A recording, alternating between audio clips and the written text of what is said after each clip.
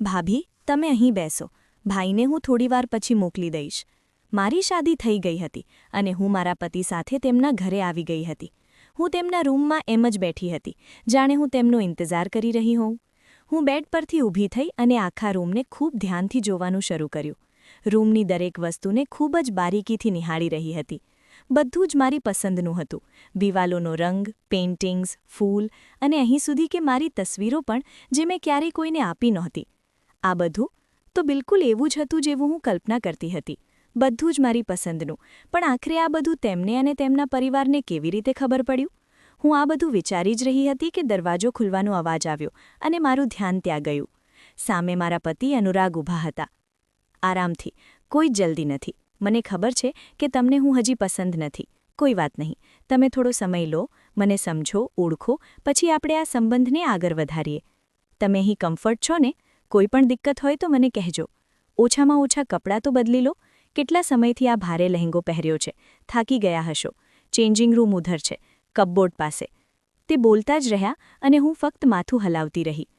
હવે જાઓ ને કપડાં બદલી લો, ત્યાં સુધી હું તમારું બેડ તૈયાર કરી દઉં. હું અંદર તો ગઈ, પણ મને સમજાતું નહોતું કે હું તેમની દરેક વાતમાં હા કેમ પાડી રહી હતી. તેઓ જે કહેતા હું એ જ કરતી હતી. શું થઈ ગયું હતું મને? મેં થોડી જોરથી હાથ હલાવ્યો અને કપડાં બદલવા લાગી. જ્યારે બહાર આવી ત્યારે જોયું કે તેઓએ મારા માટે બેડ તૈયાર કરી દીધો હતો અને પોતે દીવાન પર પોતાનું બેડ લગાવી રહ્યા હતા. આવી ગયા તમે? તમારું બેડ તૈયાર છે. તમે આરામથી સૂઈ જાઓ. કોઈ પણ જરૂર હોય તો મને બોલાવજો. હું અહીં દીવાન પર સૂઈ જઈશ. હવે તમે રિલેક્સ થઈ જાઓ. Good night. એટલું કહીને તેઓ દીવાન પર સૂઈ ગયા અને હું બેડ પર. પણ આંખોમાં ઊંઘ તો ક્યાં હતી? ધીમે ધીમે હું મારા ભૂતકાળમાં ખોવાઈ ગઈ. નૈના, તું શરત લગાવી લે, આ વર્ષે સ્કોલરશિપ મને જ મળશે.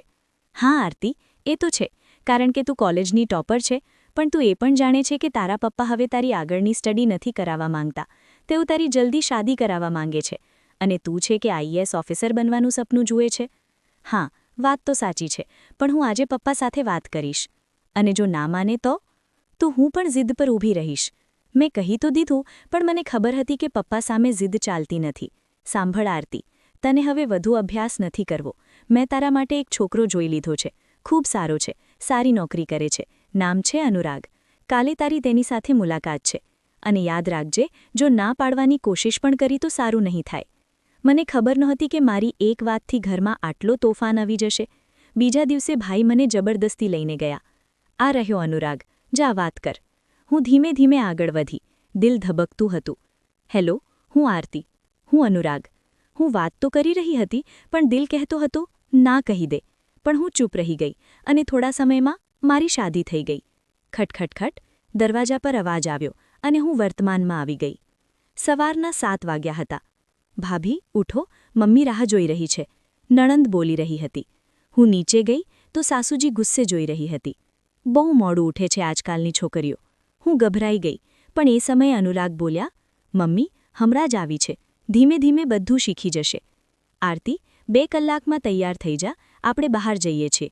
હું ફરી હા પાડી દીધી. મને ગુસ્સો પણ આવતો હતો કે હું કશું કહી કેમ નથી શકતી, પણ છતાં હું તૈયાર થઈ ગઈ. અમે કારમાં બેઠા. થોડીવાર પછી કાર અટકી.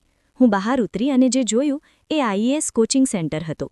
અનુરાગ કંઈ બોલ્યા નહીં, સીધા અંદર ગયા અને મારું એડમિશન કરાવી દીધો. મારી આંખોમાં આંસુ આવી ગયા. આ ફક્ત એક ઘટના નહોતી. જ્યાં જ્યાં મને સપોર્ટ જોઈએ, ત્યાં ત્યાં અનુરાગ મારી સાથે ઊભા રહ્યા. હું હંમેશા વિચારતી હતી કે લગ્ન એક બાંધછોડ છે, જે સપનાઓને રોકે છે. પણ હવે સમજાયું, સાચો જીવનસાથી મળે તે લગ્ન સપનાઓને પાંખ આપે છે. અને એક વાત વધુ, પ્રેમ ક્યાંય પણ થઈ શકે.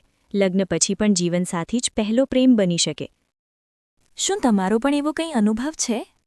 તો કોમેન્ટમાં લખો અને અમને જણાવો. અને હા, પ્રેમપત્ર ફોર યુને સબસ્ક્રાઇબ કરવાનું ભૂલતા નહીં.